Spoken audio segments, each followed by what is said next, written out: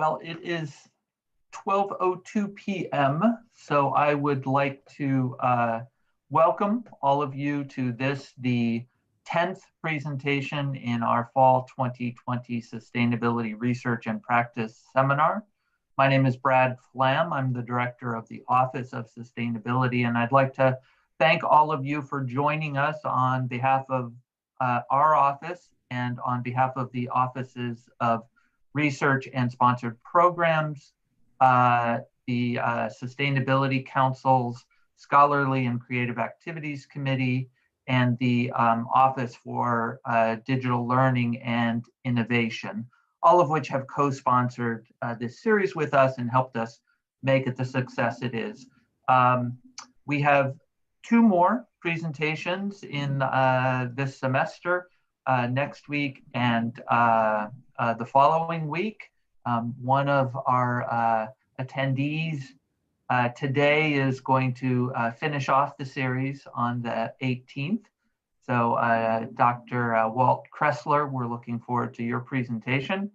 And next week we have a presentation from a former colleague of mine at Temple University, Professor Mahbooba Minar, who is a professor of planning, sustainability, and geography at Rowan University. So please join us for those two presentations the following 2 Wednesdays. But for now, please join me in welcoming Mr. Will Williams, the Sustainability Director for Westchester Borough. Hi, everyone. Good afternoon. Thanks for having me. It's a weird day, and we were talking, it's going to feel good to take a break from refreshing the news outlet of choice and talk energy a little bit. So as Brad mentioned, I'm the Sustainability Director for Westchester Borough. I've been with the borough about 1.5 years now. It was somewhat of a new role. And one of the things that I've been spending a lot of time on since starting is our energy transition plan. I'll jump right in here, and I just want to say I include this slide with pretty much every presentation I do about Westchester sustainability, and the purpose is that these efforts really go back in time quite a while now, really to like 2005, 2006. Many people, if you live or work in Westchester, you're probably familiar with our mayor, who looks like she's heading to Harrisburg, depending on how the mail-in ballots are counted this week. But she's really been a leader in energy and sustainability. For local government, Westchester's a pretty proactive, progressive town in terms of energy and environmental sustainability. So what I'm really going to talk about today is this area here. In 2019, we solicited an energy transition plan from a consultant, and that exercise began with our Ready for 100 pledge. Came about through some really passionate and really dedicated residents who are involved in Sierra Club. Took that issue to Borough Council in 2017. The goals are 100% clean electricity by 2035, clean energy, heat, transportation, all forms by 2050. And they're community-wide, they're not just for the borough and our operations. So really audacious goals there. And it's been really inspiring to see other local communities take them up. There are quite a few signatories now in Pennsylvania, and that's really, again, thanks to the work of the Sierra Club. So again, last year we hired a consultant to write a plan for us and 5 surrounding townships. That group is known as the Westchester Area Council of Governments. It existed prior to energy transition planning, but really the sole purpose was kind of information sharing, and they ran a very small program to educate people and inspire them to get involved in local government with like 30 or 40 attendees a year. So there was a structure in place, but to work together on an energy transition plan. I think the consultant ended up costing like $60,000. This was a new initiative for the Council of Governments, but great example of a bunch of smaller entities coming together to achieve something greater. And so we got our plan back in February this year. February, I don't have to tell anyone here, was the last month of normalcy. And there were no secrets in energy, in any energy transition plan. They all kind of are based on these 4 pillars. Maximize energy efficiency, that applies to buildings, manufacturing, plants, industrial, vehicles, whatever your existing assets are, you need to improve the energy efficiency of those. Secondly, build very efficient. Again, that applies to vehicles, buildings, everything in between. Moving forward, we need to get it right.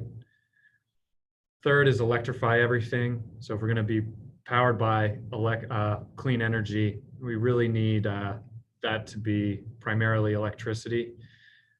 There's talk of hydrogen and renewable gas, things like that.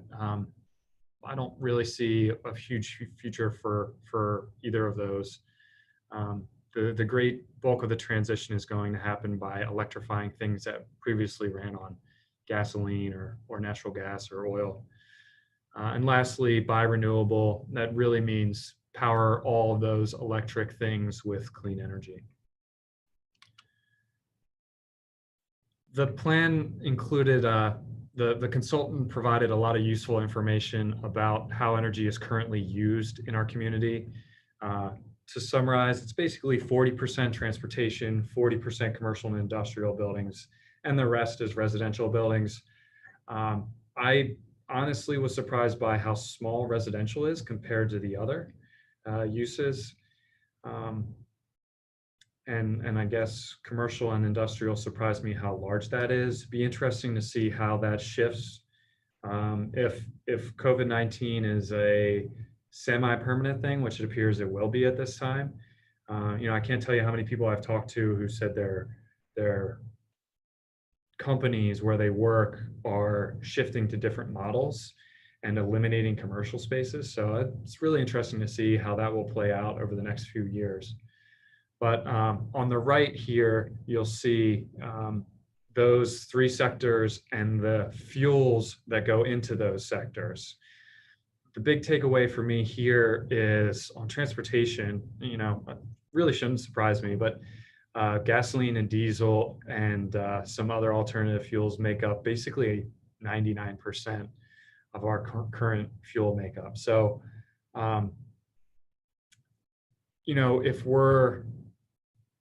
if we're going to achieve our goals here, then those 3 columns on the right are all going to be green, essentially by 2050.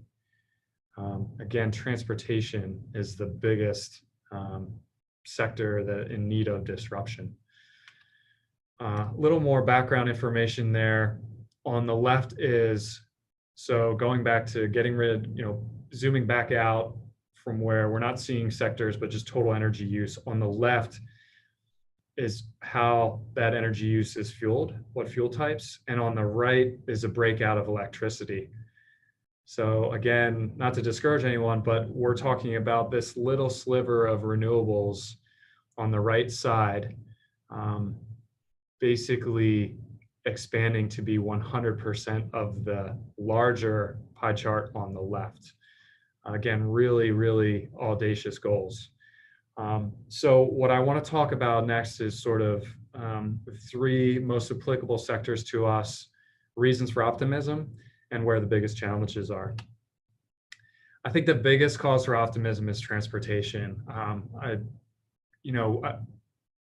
do a presentation like this every 6 or 8 months, and some slides I can use from prior presentations, and others you have to reinvent on an annual basis because things are changing so quickly, and transportation is that sector.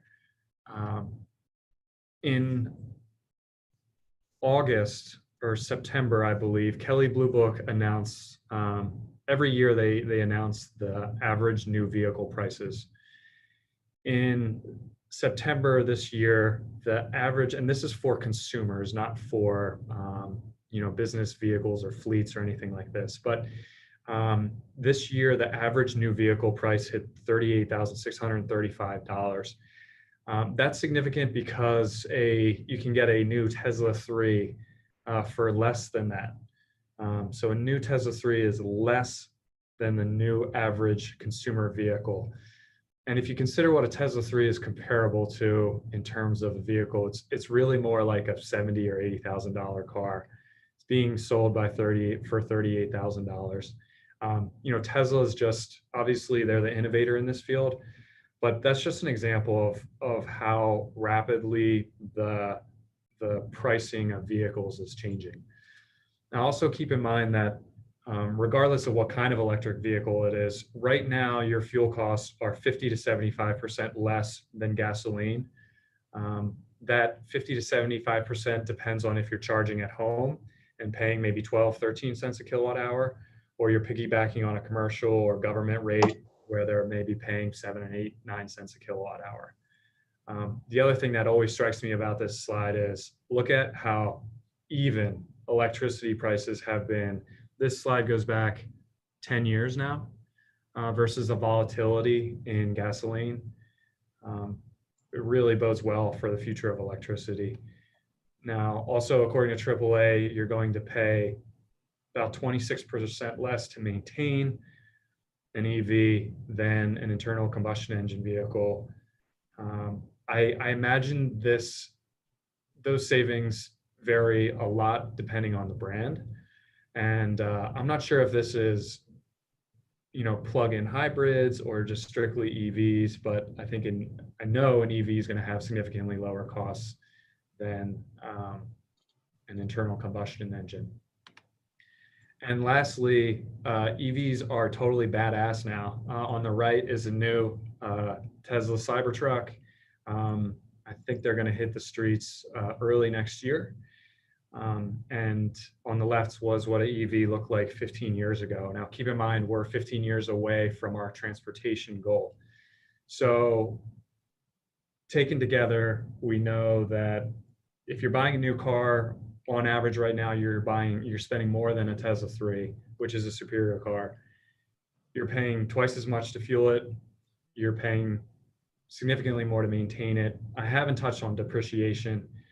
But again, if you're buying an average new vehicle, that's a really poor financial decision right now. The market is really going to push people towards electric vehicles. And I'm excited to see how the rest of the auto industry catches up with Tesla over the next 15 years and how those prices continue to drop. And, instead of that, you're now paying a premium for an average vehicle. I think within 5 years, that's going to be true for a lower end vehicle. And in 10 years for, your, $15,000 starter vehicle. So again, the economics are really, I think, in favor of us, maybe not achieving our goal, but, realizing drastic change in transportation over the next 15 years. And I haven't touched on medium and heavy duty, but there's encouraging things there. Tesla and a couple other companies are really working hard on electric semi-trucks. A lot of that is driven by autonomous driving potential. Paying drivers is a huge cost of transportation.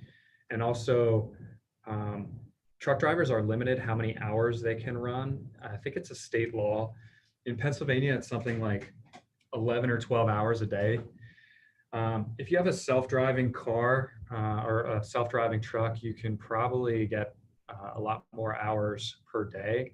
And as things continue to shift to e-commerce, that's really going to drive change in that sector.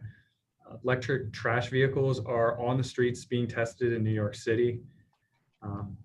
The weird thing about that is it's almost entirely silent. So if you live in the borough, you're probably woken up on whatever your trash day is. Mine is Monday morning.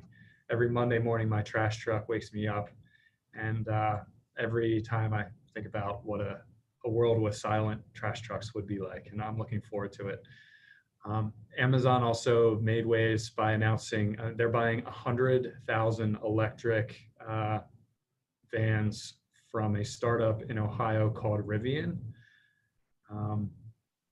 So there's a lot of movement in medium and heavy duty.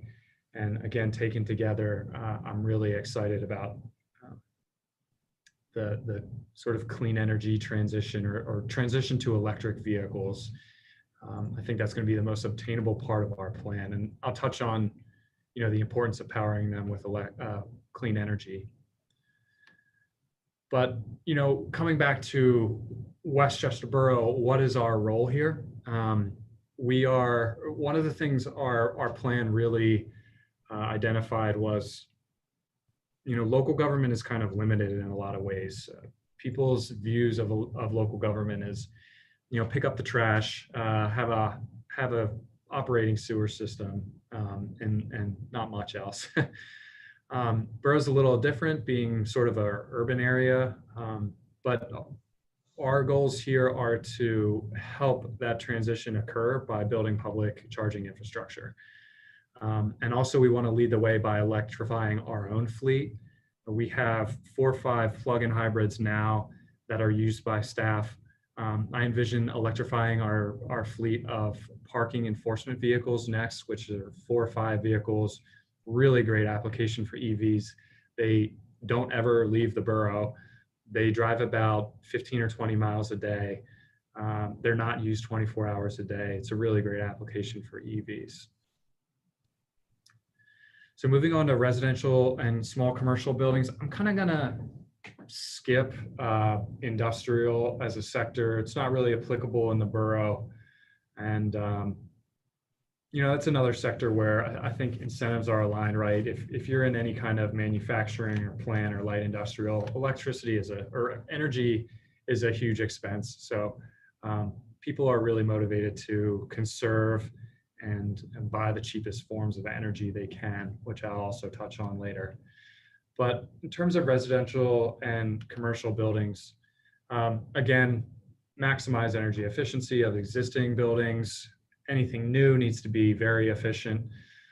We need to shift thermal loads from what is now natural gas. Some residential here still has oil, mostly natural gas at this point. We need to shift those loads to electricity and then obviously power with renewable energy. In terms of energy at home, cannot recommend the PICO Smart Ideas audit enough. I've been working in energy for 10 years. I did the PICO home audit this year and learned quite a bit actually. DIY stuff, LED lighting, smart thermostats, and use them. A lot of people install a Nest or a smart thermostat of some kind, but they don't really use it to their full potential. You get aggressive about setbacks and things like that. Reflective roofs, we still have a lot of ways to go on reflective roofs, but that really helps with air conditioning loads in the summer. I did that myself at my home in Westchester in June. It's a messy day, but it only actually takes about 2 hours. You're gonna ruin whatever clothes you're wearing, but it'll be worth it when your summer energy bills come in. And a big thing for me is I hate clothes dryers. The average American household spends $70 a year. This is my own opinion, destroying our clothes in the dryer. Dryers are bad news. I had an apartment. I put racks up in my washer or in my kitchen after I did laundry. It can be done in the smallest of spaces if you're committed to the cause. Other areas for improvement and small buildings, air sealing and insulation, pretty good ROI, don't want to do it yourself. And then the bigger impact things, I don't envision people doing these proactively, but there are good ROI on Energy Star appliances and efficient HVAC. And those are decisions that if you do the research and you're ready, it's a pretty simple change to make once it becomes replacement time.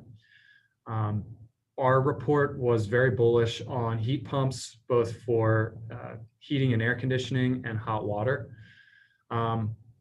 They're pretty much all that's going in on multifamily buildings at this point, like across the country, because you don't need a separate heating system and air conditioning system. A new heat pump does both of those things. It does it with less energy than traditional systems. You don't need gas lines throughout your building. You don't need ductwork. It's really simple. I love seeing them on Westchester houses because, your typical Westchester house is 100 plus years old, doesn't have that room to fit ductwork in if you want to do central air conditioning. So these things, you slap it on the side of a building, very small footprint. You run line sets to the outside of each room that's going to have a wall unit. The wall units are getting really cool. One, I forget, it might be Mitsubishi, sells the inside unit. It's a picture frame. It's about 4 or 5 inches deep. On the perimeter are the vents that will spew out your hot or cold air, depending on what season it is. And then the middle is like a 2x2 frame where you can put any kind of artwork you want. So these are really cool. Heat pumps for hot water, same concept, use ambient air around the heat pump to do the bulk of the heating. They're perfect for smaller homes where you only have 2 or 3 people, maybe 4 people. If you get into like a rental property with 10 people living in, or you have 4 kids in a house, they might struggle to keep up with hot water loads. Most of them have traditional backup, but there's a small premium for these now. There are PICO rebates. There are federal tax incentives. The ROI on heat pumps is tremendous, and they are making a difference on a macro scale. This is a headline from an energy website about a huge pipeline project in North Carolina, which has gone away. And there's a lot of reasons why it went away, but and it was sort of editorialized, but the message in this article was that they talked about all the heat pump installations going in new construction and all the people who are replacing their existing gas boilers with heat pumps. North Carolina is obviously a warmer climate, and that even lends itself more to heat pumps. But it was an interesting take on technology disrupting the sort of traditional fossil fuel industry. So new construction, net zero is, used to be this kind of crazy concept. It is now obtainable, it's beautiful, and it's affordable. I follow a couple sites or a couple organizations in Maine. I don't know why they're all based in Maine, that are building net zero homes. On the left there, you can see the heat pump there doing its thing. Another big thing that seems to go hand in hand with net zero is prefabricating. So building the house in sections in a controlled environment, and then assembling the pieces at your building site, and then kind of doing all the finishes once the houses are assembled. This company is called Bright Built. Look it up. Really, really cool designs. It's not rocket science. You need really well insulated space. You need to design for passive solar, and you need to build roof space for solar. And if you do those 3 things if you do those 3 things well, you're going to achieve net zero. And again, do it in an affordable and beautiful way. You don't have to be living like in an underground, like hobbit hole to be net zero. Now, as far as local government's role, this is tough. Building codes, we have folks that say, well, why don't we just force people to build net zero in Westchester? You can't do that. Philadelphia could do that. Pittsburgh could do that. In Pennsylvania, no other municipalities could do that. That's based on our population. Our our building codes are controlled at the state level. That makes a lot of sense because there's something like 1,700 different municipalities in Westchester, and if each has their own building code, that's going to be a huge problem. On the other hand, the problem with having a statewide building code, at least in Pennsylvania, is it's a racket and it's controlled by the building industry, and they're not going to vote to make their standards more difficult. So what we can do is encourage people to do. We can offer certain incentives like density bonuses and things like that. In Westchester, we have a sustainable building certification. Developers of any space are required to complete this checklist. It's like 4 pages long that outlines anything that they're doing and awards them points based on how well they're doing. The problem is there's no incentive to really score well. Most people do, but there's no incentive to really drive that change. And same goes for retrofitting with heat pumps. Local government really doesn't have a central role there. But what our plan identified is, we need to work together. Again, we have 6 municipalities on just this Westchester area specific plan. We need to work together and educate our community on the advantages of these. And we are working to do those things now. In the next few months, we're going to roll out a really cool education campaign. A group of volunteers is going to put together the materials. All the municipalities are going to sign off on it and then sort of publish it on websites, social media, newsletters, in however we can to educate the public. And that may sound really simple, and in some ways it is, but that's not what we have done in the past. Our education is like, hey, today is street sweeping day and today's bulk trash day, to tell people how they should use energy in their homes is new for us. And I'm excited to see how it unfolds. So far I've been talking about using energy. I want to talk about the big thing here, which is how are we creating energy? This is data from EIA, the Energy Information Agency, I think, it's a US government agency. This is planned new capacity going on the grid in 2020. Another reason for optimism, 2/3 of the new additions to the US grid in 2020 planned, who knows what happened in 2020, but planned were wind and solar.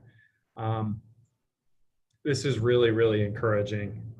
Only 22% are gas. The other there is probably like biomass, maybe very small scale hydro. Missing from this is coal. Coal is dead. Coal, that's the biggest change that's happened in the 10 years. Coal has been killed. It's been killed by natural gas. But what we're seeing now is natural gas starting to be killed by renewables. And another huge reason for optimism, that is being driven by market forces alone. This is levelized cost per megawatt hour of all these different energy sources over the last 10 years. At the very bottom there, you will see solar. Second is wind, huge jump up to gas combined cycle. This is sort of zoomed in on those 3 areas. The percentage there is the percent reduction in cost since 2009.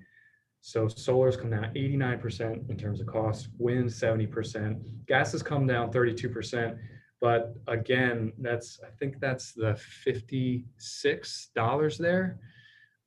So today, new gas going in costs about 1/3 more than wind and solar. This is really, really encouraging. I think those trends will start to bottom out. But the other thing to keep in mind about gas is gas prices are so low right now that no one is making money on gas. Every month you see headlines about bankruptcies and consolidation in the gas industry, even with this flood of cheap gas coming out of Marcellus region and sort of the upper Midwest.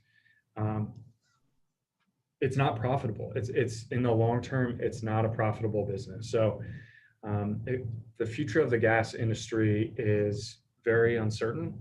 Um, Renewables are going to continue to decline. At some point, they can't decline any longer. I imagine we'll hit that in the next decade or so.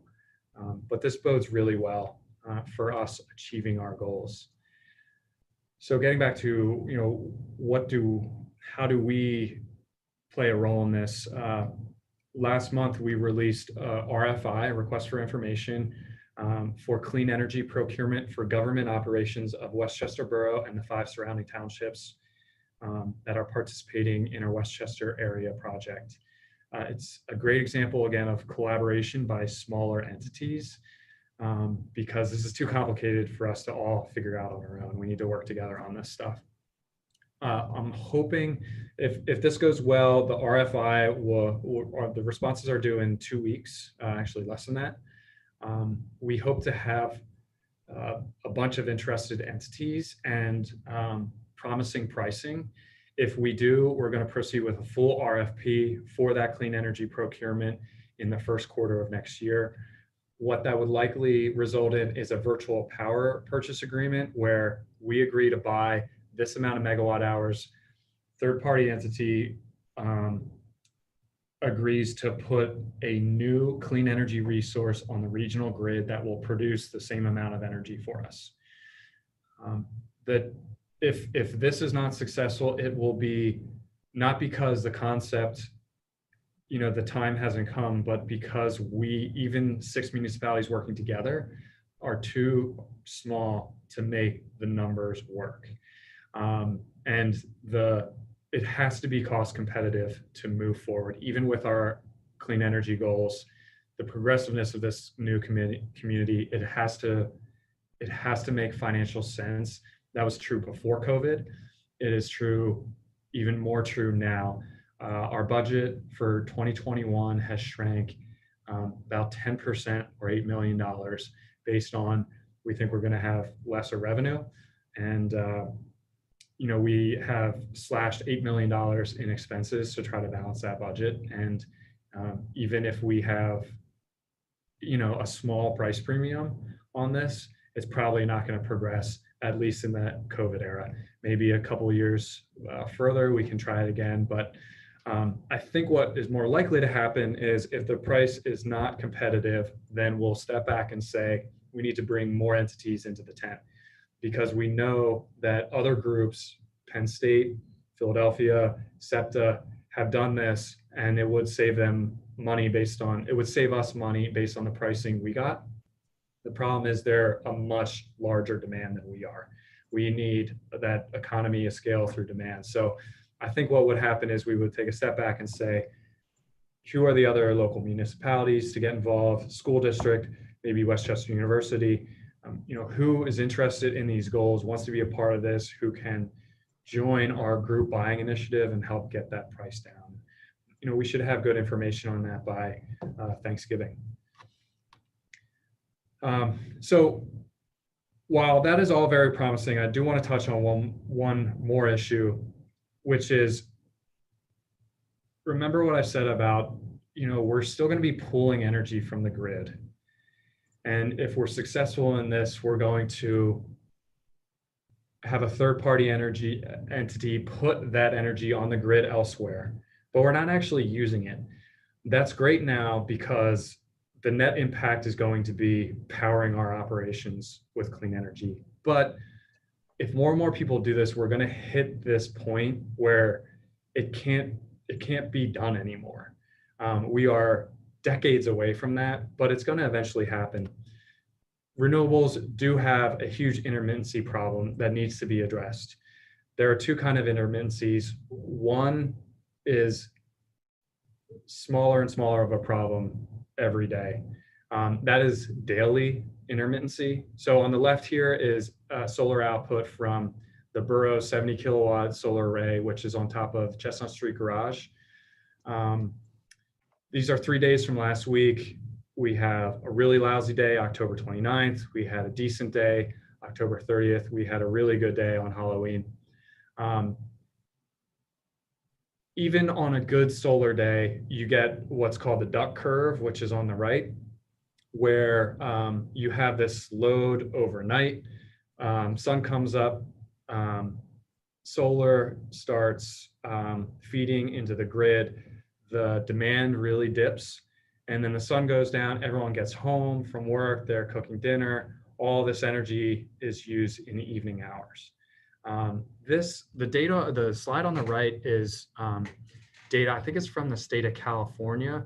You can see it's kind of old, it's 2012 actual, and 2013 actual, but they were projecting more and more solar coming online and this duck curve becoming more and more pronounced over time.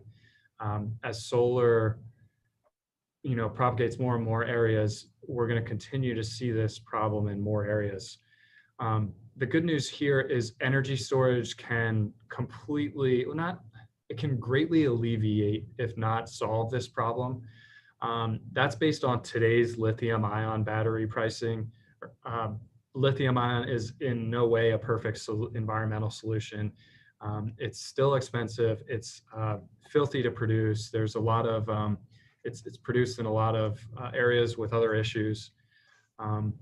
But my point here is, again, the battery pricing is coming down so rapidly that it's conceivable within the sort of the long timeline of our energy goals that people with on-site renewables can also have battery packs that spread that demand out over the day. So you can charge your battery when the sun is firing during the day, and then charge it or use energy from that battery in the evening when your solar isn't producing and that grid is trying to spike again. It's also extremely lucrative. Batteries are extremely lucrative in areas with time of use pricing, where cost per kilowatt hour is different based on time of day. That exists in California, and batteries are exploding there. That's probably not the right word. Battery use is, really increasing based on that time of use. And PECO, our electric utility, is going to have a time of use tariff starting next year.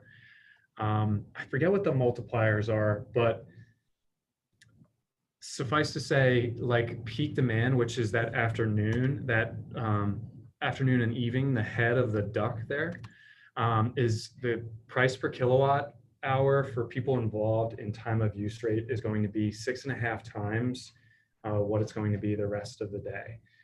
So if you get solar, which is a decent ROI, and you get a battery, and you can draw from the grid when it's 5 cents a kilowatt hour, you can actually sell to the grid from your battery when it's 30 cents a kilowatt hour.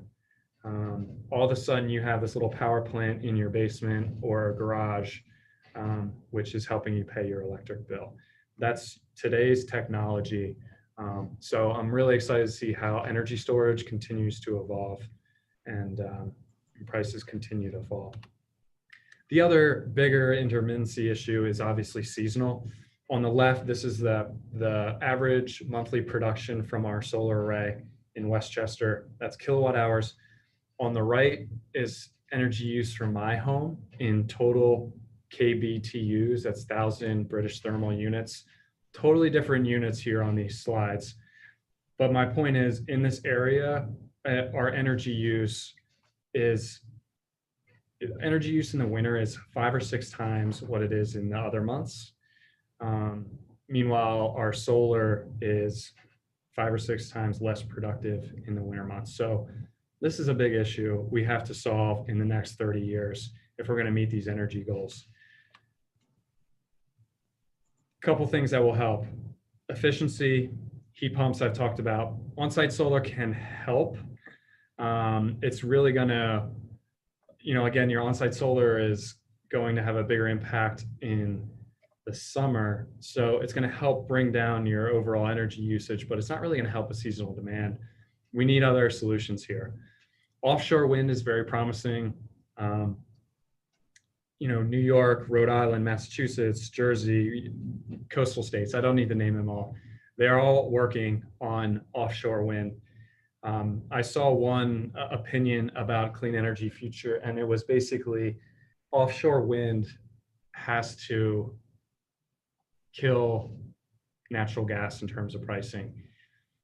That's the only way it's going to happen. And getting back to the seasonal intermittency issue, offshore wind is more productive in the winter than the summer. So I think that's a huge piece of the puzzle for coastal populations. Nukes, great question. Obviously, not a perfect solution either. The stance we took on nuclear for our clean energy transition plan was we were projecting no new nuclear power plants. Keep what's already online, but they may have to provide the baseline load in a zero carbon electricity grid in 2040 or 2050. The other thing is gas peakers. Those would be the plants that can fire up quickly, come online, provide that overnight or time of day load. Obviously not a zero carbon solution, but gas peakers replacing what's left of the coal, especially sort of in the middle of the country, it would have significant impact on climate emissions. So this is the real challenge here. In terms of, again, the local government's role there, this can't be solved by local government. We can educate people on all the benefits of those top 3 opportunities there: efficiency, heat pumps, on-site solar. We can lead the way by doing that ourselves and buying clean energy. But renewables providing really that thermal demand in the winter, we don't really play a role there, and I don't see one. But the good news is we don't have to figure it out alone. This is another slide I always include on my presentations about clean energy future. This is very dated too. There are quite a few other local communities that have signed Ready for 100 pledge. On the right are cities and states and territories in the United States that have made the pledge. I'm guessing if you updated this now, it's probably approaching half the US population. Right now it's about, I bet it's approaching about half of the US population. So, clearly interest in this is not going away. And it should be interesting, taking a full circle to the election.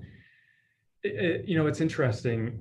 There's been so much movement at local and state government on energy and environmental issues. I think that has come about because there has been no federal leadership, and the U.S. was pulled from the Paris climate agreement. So, hey, can I ask you to do something for me? Yeah, who's that? Can you stand out there because I don't want to lock myself out? I'm sorry, I can't hear that. I think it's someone talking to someone else. Well, okay. Yeah. Okay. Yeah. So as kind of discouraging as at the federal level, as the last 4 years have been, it's, a byproduct of that has been all this movement on state and local levels. So, it's going to be interesting to see how that changes based on the outcome of the election. And, I hope, regardless, that, we continue to sort of push the boundaries of what local government is comfortable doing and continue to lead the way on this stuff. So that's all for my slides. Thank you very much, Will. Let's see, it's 12:46. At 12:50, that's the official end of our session. And if any of the participants need to leave, then please feel free to do so. But we spoke to Will earlier, and he'll be able to continue Q&A and conversation for a few minutes after that. So, Will, maybe you want to stop sharing your screen so we can see each other. And if participants have questions, please unmute yourself and pose them from this fascinating conversation we've just had. Hey, Will, how are you? Good. It's good to see you. I'm sorry that my laptop died when I was out. I had to recharge it to enter your talk again. But I might have misheard something. Did you say that it's not good to do DIY installation, or it's not recommended? I would not recommend it. We had it done professionally at our house, and it's a pretty tough job. And it's So it's not just laborious and like. yeah, consuming? and the spaces are pretty difficult to work in. We have like the classic little 2-story brick row home in Westchester. The peak of the attic roof is like 4 feet, and to work in the outer regions of the attic, it's like less than 2 feet tall. So they had guys up there in like full Tyvek suits with goggles and stuff, like crawling around, trying not to fall through the ceiling. It's pretty tough. I don't think it's a job for a weekend warrior. Yeah, it seems really serious. A close friend of mine did DIY installation on her own home, and it looked very it looks like you'd be breathing in some really dangerous stuff. Yeah. Just from like my observations, but I just wanted to get your opinion. So thanks for sharing. Yeah. Now, air sealing on the other hand is actually really fun, and you can go to the hardware store. You can get the cans of spray foam, great stuff it's called, and like we did some of that this month in our basement. You can just like go around the foundation with your hand, feel the cold air, find where it's coming from, and spray the foam in there. Another tip we got from, I mentioned the Pico home audit. Again, can't recommend that enough. I think it's like $25 or something, but they told us to look for spider webs, like in your basement or attic, wherever you're doing it, or around windows. Look for spider webs, because the spider webs like the airflow, or the spiders like the airflow. And if there's a spider web like around a window, pretty good chance there's like some air flowing through that. So find the spider webs, clean them up, and spray foam around wherever they are. And that's you can spend $20 on that and probably save that over the course of the year. So that's kind of fun DIY project, but would not recommend big installation projects. Okay, thanks for answering that. I had a question about the pipeline in North Carolina. I think it was, you said the heat pumps had kind of killed the pipeline. Did they stop using the pipeline? Did they stop building the pipeline? So it was a proposed project, and they were forecasting all this future demand for natural gas use, and a lot of that is based on forecasted new construction, and I think there's a lot of development in North Carolina now. And again, I said that in multifamily around here, if you go to a new apartment being built, there's several in Westchester, there's a ton in the Exton area. More likely than not, those apartments will not have gas service. They only will have electric service. They'll put in a heat pump. Again, it does heat, it does air conditioning. You don't need separate equipment. It's easier for and I used to work for a real estate developer.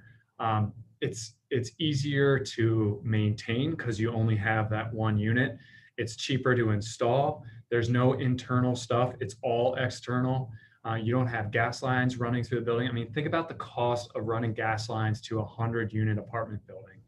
I mean, it's an enormous cost. The other thing to keep in mind is if you only have an electrical service, now imagine a 1 or 2 bedroom apartment in a building. It's very efficient by the nature of the design being in a big building.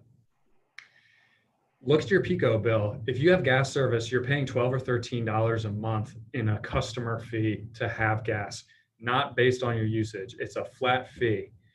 So if you have this small apartment building and you're not using that much gas. And when you do, it's only a few months a year. You're still paying like $150 a year for the luxury of having that gas service. So when you add that savings in, you apply that to your small electric bill in your brand new efficient apartment building. It doesn't make sense, even from a upfront cost to energy usage to the ongoing energy costs. There's nothing about it makes sense. So I still see, like I saw an apartment building in Exton being built. They did have gas meters, but the other thing is, if it's being built today or finished today, design for that building started 4 or 5 years ago. The buildings that are being designed now are just not going to be designed for gas. And again, that's in the Pennsylvania climate. So you go down to North Carolina, where it's, on average, maybe 10 degrees warmer in the winter. It just doesn't make sense. So, getting back to that pipeline, there was like, oh, we're going to have all this gas demand and people are getting rid of oil and converting to gas. And we have all this new development that's going to have gas. And then they started to see that wasn't materializing. And people who were converting were going to heat pumps, and new construction was going to heat pumps. And it just killed the project. So again, I think that was more opinion than anything else, but I think the economics kind of bear out the opinion. Will, could you tell us a bit about the data you use to look at energy consumption in the borough, and whether or not Westchester University energy use is reflected in those data? Yeah, good question. It should be. I think the data actually comes from Delaware Valley Regional Planning Commission. Okay. They get it from PICO directly. Mm-hmm. So yes, it should. I think it's based on probably billing zip code. Right. Okay. Well, we're not, technically industrial nor commercial, but we are a large institution and responsible for a good amount of electricity consumption and natural gas. So we'll be hoping to continue to work with the borough to meet your goals and for you to help us meet ours. If I may, I'd also like to ask, in terms of the potential power purchase agreement that you're working on with the COG, has the county played much of a role, or could they do so if you're unsuccessful at negotiating this first stab at a power purchase agreement? Yeah, good question. And that came up. I think there are a lot of counties. I think Montgomery County is also trying to figure out how they can play a part. It would be fantastic if the county stepped in. And like I said, this stuff is when you're talking about power purchase agreements, it's too complex for municipalities to figure out on our own. If one thing I left out is, if we proceed to that full RFP next year, we have to hire a consultant to manage that process for us, because the stakes are too big. There's too much money involved for us to evaluate that opportunity. And these are long-term contracts, 20, 25-year contracts. Another thing local government does not do well. If we're going to sign something and sign up for how we're buying energy for 20 years, that's not something we can run by our existing legal team. So we're going to need a third party to come in and coordinate that and make sure we don't make any mistakes. It would be fantastic if that was coordinated at the county level. At this point, we are ahead of the county in doing that. And what we all agree to the Westchester area municipalities is we would bring up that issue with the county, which we have, and we would look for them to lead, but we wouldn't wait for them very long. So again, I think the outcome of this RFI process is going to be, there's 3 outcomes. Proceed right away as you are, 6 municipalities, because it makes sense. Yes, the second one is, yes, you can proceed, but you need to bring in a few more municipalities or a school district or university or something like that, because the economics don't quite make sense, but they could if you were buying at a larger scale. Or third, you need to wait a long time and get a lot more energy demand, and maybe wait 3, 4, 5 years and then repeat the process. That would be worst case scenario, which is still kind of promising if you consider our goals are 2035 and 2050. So I think we're most likely going to land in the middle. It's going to say, hey, 6 municipalities still doesn't make sense, and let me know when you have 10 and then we can talk. So, yeah. Thank you. I'd like to encourage the conversation to continue for those of you who can. I have a meeting at 1 p.m., so I'm going to have to log off. But Will, I'd like to thank you on behalf of our office and all of our co-sponsoring institutions. This has been a really important presentation. Thank you. Thanks, everyone.